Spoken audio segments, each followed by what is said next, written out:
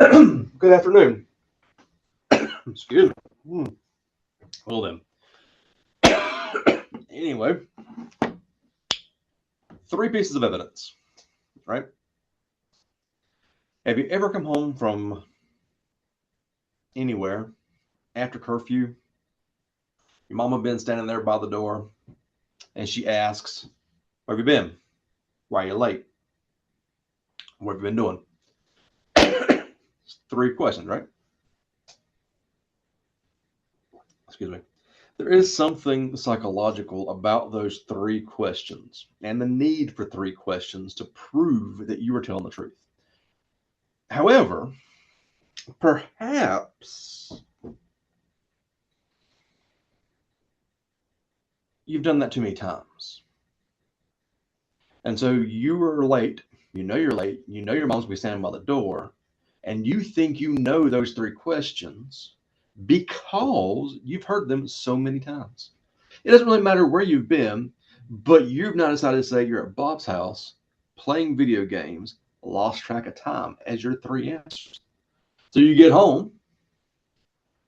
Why are you late? Lost track of time. Where have you been? Bob's house. What are you doing? Playing video games. Which video game? Oh, crap. You just made that thing up. You don't have a video game yet. What's Bob's last name?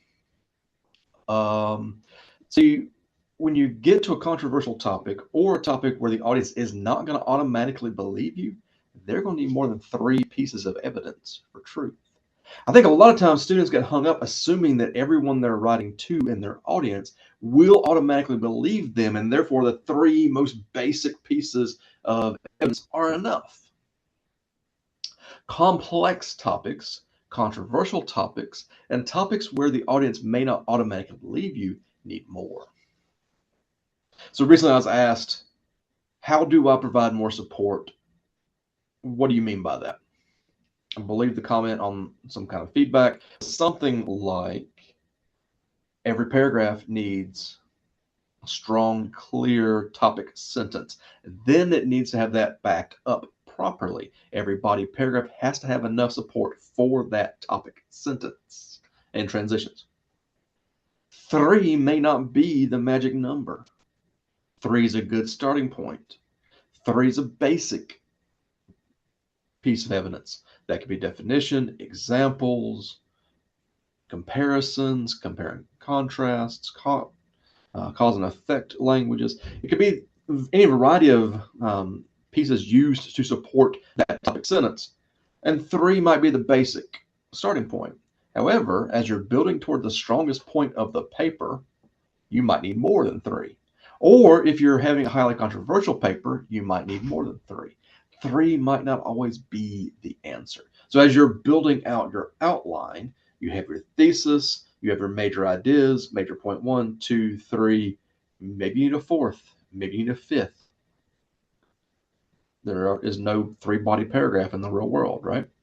Inside of each paragraph, you have that major idea.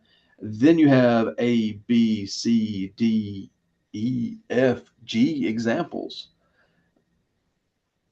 details, supporting details, explanations, counterpoints to back up that major topic. That major topic sentence is always backing up that thesis. That's how that outline works, right? So there's my advice. Act like your mama doesn't trust you anymore and think about more than three things, especially when you're hitting the end of the essay where it should be its strongest. Too many student writers try to write college essays as if they're journalism. They start really strong and they sort of taper off into nothingness before they ever get to the conclusion. Keep in mind, the essay as a form assumes the reader's going to read it. Journalism does not. Blogs do not. Most of the rest of writing does not. As an essay form, we assume that the reader will read it, trying to seek knowledge. That is the inherent in the form of the essay.